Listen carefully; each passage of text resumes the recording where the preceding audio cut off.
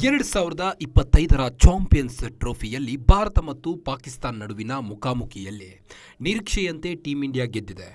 ಆದರೆ ಪಾಕಿಸ್ತಾನ ಮಾತ್ರ ಟೂರ್ನಿಯಲ್ಲಿ ಕಳಪೆ ಪ್ರದರ್ಶನ ನೀಡಿ ಲೀಗ್ ಹಂತದಲ್ಲೇ ತನ್ನ ಪ್ರಯಾಣವನ್ನು ಮುಗಿಸಿದೆ.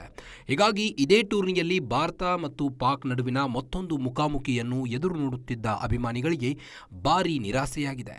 ಆದರೆ ಅಭಿಮಾನಿಗಳು ಸಂತಸ ಪಡುವ ಮತ್ತೊಂದು ಸುದ್ದಿ ಇದ್ದು, ಮುಂದಿನ ಕೆಲವು ತಿಂಗಳಲ್ಲಿ ಎರಡು ದೇಶಗಳ ಕ್ರಿಕೆಟ್ ತಂಡಗಳು ಮತ್ತೆ ಮುಖಾಮುಖಿಯಾಗಲಿವೆ. ಚಾಂಪಿಯನ್ಸ್ ಟ್ರೋಫಿಯ ನಂತರ ಈ ವರ್ಷ ಏಷ್ಯಾ ಕಪ್ ಆಯೋಜಿಸಲಾಗುತ್ತಿದ್ದು, ಇದರಲ್ಲಿ ಭಾರತ ಮತ್ತು ಪಾಕಿಸ್ತಾನ ನಡುವೆ ಕನಿಷ್ಠ 3 ಪಂದ್ಯಗಳು ನಡೆಯುವ ನಿರೀಕ್ಷೆ ಇದೆ. ಕ್ರಿಕ್ಬಜ್ ವರದಿಯ ಪ್ರಕಾರ ಸೆಪ್ಟೆಂಬರ್ನಲ್ಲಿ ಏಷ್ಯಾ ಕಪ್ ಪಂದ್ಯಾವಳಿಯನ್ನು ನಡೆಸಲು ಏಷ್ಯನ್ ಕ್ರಿಕೆಟ್ ಕೌನ್ಸಿಲ್ ಸಭೆಯಲ್ಲಿ ಅನುಮೋದನೆ ನೀಡಲಾಗಿದೆ.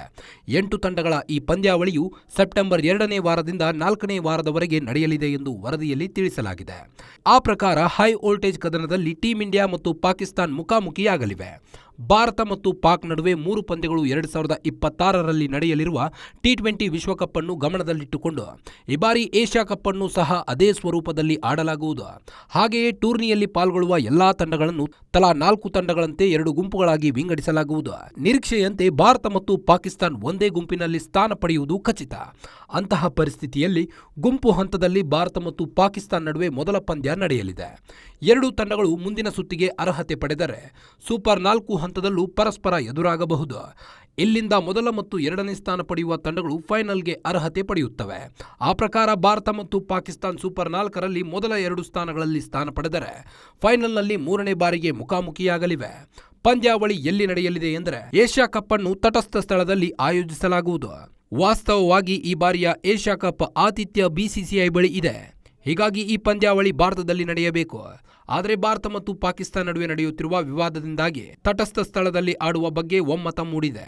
ಆದಾಗ್ಯೂ ಆತಿಥೇಯ ಹಕ್ಕುಗಳು ಬಿಸಿಸಿಐ ಬಳಿಯೇ ಇರುತ್ತವೆ.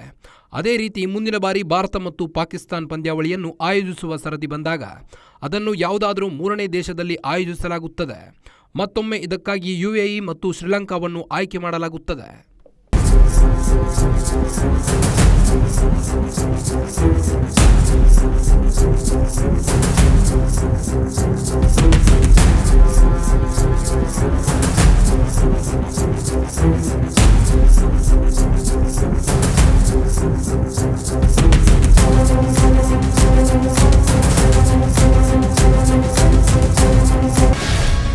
ಗ್ಯಾರಂಟಿ ನ್ಯೂಸ್, ಸುದ್ದಿ ಖಚಿತ, ನ್ಯಾಯ ನಿಶ್ಚಿತ.